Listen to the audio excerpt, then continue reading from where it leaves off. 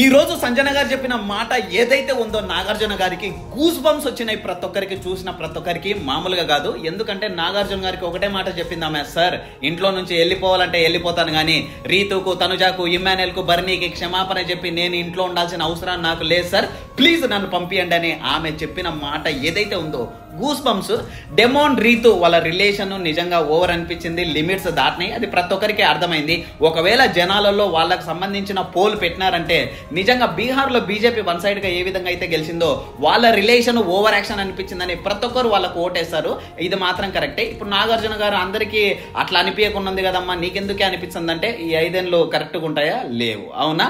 ఇంకొకటి ఏంటంటే మెయిన్, అందరు లావోళ్ళు ఉంటే నీకు సన్నోళ్ళు ఉన్నారని అర్థమవుతుంది, అందరు తెల్లోళ్ళు ఉంటే నీకు నల్లోళ్ళు ఉండారని అర్థమవుతుంది. కొందరు మంచోళ్ళు ఉంటారు, కొందరు చెడ్డోళ్ళు ఉంటారు.